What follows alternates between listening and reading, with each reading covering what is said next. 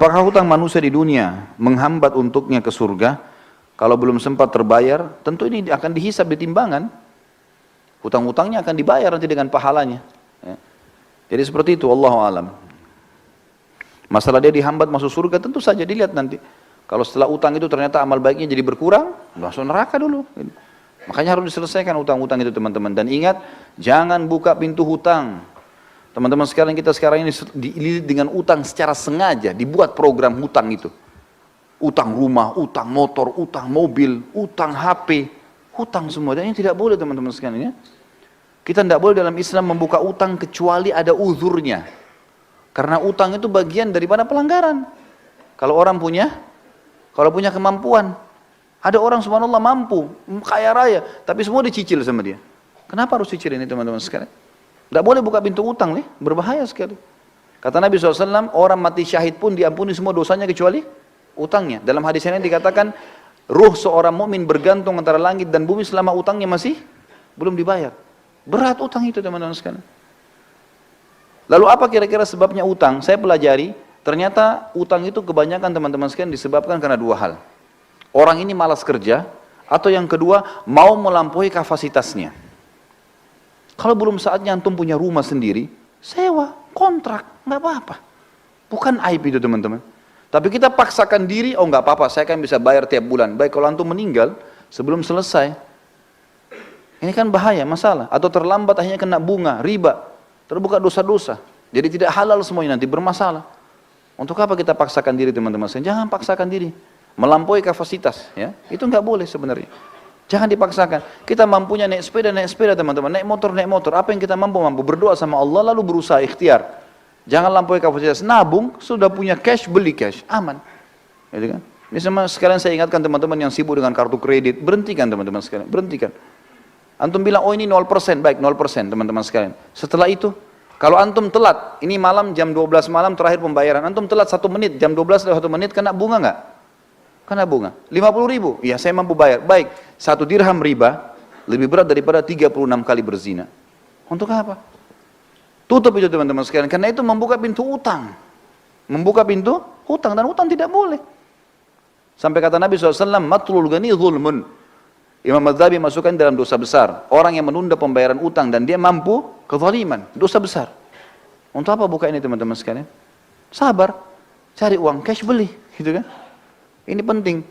Kita cuma boleh buka pintu utang kalau darurat sekali. Emang darurat sekali. Ulama berikan contoh-contoh. Seperti misalnya tidak bisa makan kecuali harus utang. Gitu kan? Atau misalnya dia mau berbuat satu ibadah amal soleh, dia tahu dia bisa bayar lalu dia utang. Seperti orang mau akikah anaknya, atau orang mau idul adha, mau kurban. Dia tahu akhir bulan dia akan terima gaji. Sekarang tanggal 12 atau tanggal 13 lebaran idul adha. Baik saya pinjam dulu uang teman saya tahu bisa bayar. Itu nggak ada masalah. Tapi kalau orang tidak jelas, sampai kata Nabi SAW, siapa yang sengaja utang. Ini bab-bab utang semua. Siapa yang sengaja utang dan dia niat tidak mau membayar dari awal, Allah persulit dia membayarnya. Dan siapa yang utang dari awal, dia niat mau membayarnya, Allah mudahkan dia membayarnya. Ya. Termasuk teman-teman, akhwat kita di bawah. Saya sarankan, berhenti arisan. Loh ya betul. Arisan itu membuka pintu hutang. Ya. Sekarang begini rasionalnya. Kita 20 orang teman-teman ngumpul, ayo kita buat arisan yuk, 1 orang 5 juta misalnya, atau 1 orang 1 juta. 20 orang dapat 20 juta kan? Baik, nama saya keluar pertama, bulan pertama, saya dapat 20 juta. Ini banyak orang gembira, oh 20 juta, dihabisin beli ini, beli itu, apalagi akhwat kita Masya Allah daftarnya sudah lengkap. Beli ini, beli itu, beli ini, beli itu. Sadar nggak dia, kalau dia sedang punya utang 19 juta? Hah? Sedang punya utang nggak? Baik, kalau dia mati bulan depan siapa yang bayar? Gak bisa. Ini membuka pintu utang loh. Mengkhayal beli barang, padahal uangnya orang dipakai. Utang ini. Dan orang yang paling terakhir dapat itu doror. Gak boleh dalam Islam itu doror. Dia selalu berharap supaya dapat tapi gak dapat. Namanya gak jatuh terakhir baru dapat dia. Jadi dia seperti membiayai orang lain semuanya dulu. Lah ya, ini gak boleh loh teman-teman sekalian. Ada orang tidak melihat hukum syarih itu bahaya. Kalau menurut saya Allah tinggalkan. Pernah istri saya ikut, saya nasihatin dia, hati-hati loh, berhenti, ini nggak boleh. Waktu dia sampaikan saya bilang ini nggak boleh. Ini bahaya membuka pintu utang. Sekarang kalau kau meninggal dalam 2-3 bulan setelah itu, siapa yang bayar? Nah, pasti saya ahli warisnya kan? Ya kalau saya punya duit, kalau enggak, loh ya kalau kita pas suaminya punya uang misalnya, kalau nggak punya uang gimana? Kan jadi utang yang bergantung kan? Gak bisa. Atau ada orang lari, zalim, dia pergi. Kan jadi masalah. Baik, kalau mau kumpul pengajian. Nggak usah ada arisan. Iya enggak? Benar enggak ini? Hah? Tangkap enggak secara rasional ya? Jadi pelarangannya itu karena membuka pintu utang. Orang yang terima pertama itu utang 19 juta loh tadi. Uangnya orang kita pakai, bagaimana caranya kita bisa bawa duit orang baru kita pakai belanja kebutuhan kita. Coba pikirkan teman-teman. Ini kenapa? Karena mau melampaui kapasitasnya. Udahlah, dunia sebentar. Kata Nabi SAW, perumpamaan saya sama dunia seperti musafir yang sedang mampir di bawah pohon. Hilangkan penatnya, pergi habis itu. Kata Syekh Utsaimin rahimahullah, kalimat yang mulia. Seseorang mukmin orang muslim harus menjadikan dunia ini seperti kamar mandi. Seperti WC-nya. Dia datang, selesaikan hajatnya, dia pergi. Dunia cuma begitu saja. Maksudnya, tidak usah terlalu berlebihan.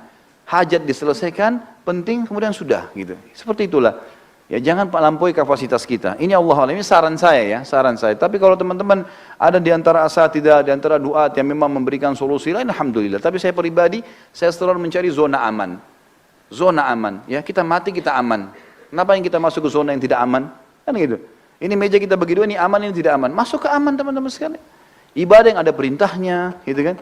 Jangan buka masalah dengan orang lain, jangan buka pintu utang, jangan gantung sesuatu. Udah jelas semua. Kalau saya tanamkan dalam diri saya prinsip adalah semuanya harus jelas. Udah. Halal halal, haram haram. Halal tinggal nikmati, halal tinggalkan. Nikmatin yang mampu saja yang ada. Sudah. Saya pulang ke rumah kadang-kadang istri saya tanya ada makanan? Enggak ada. Mau beli makanan di sebelah? Beli aja makanan. Enggak apa-apa. Sini bawa. Toh makan. Untuk apa saya ribut dengan masalah makanan? Tinggal beli makanan di sebelah makan. Bismillah, alhamdulillah. Yang penting lapar sudah hilang, habis. Dunia begitu kok. Masuk lihat pakaian saya mana yang ini? Oh belum dicuci. Baiklah. Yang ada saja saya pakai. Clear. Selesai. Jelas kok, aman saja gitu kan. Gak ada sesuatu yang harus kita ributkan. Jadi ini poin yang mesti difikirkan juga teman-teman sekalian.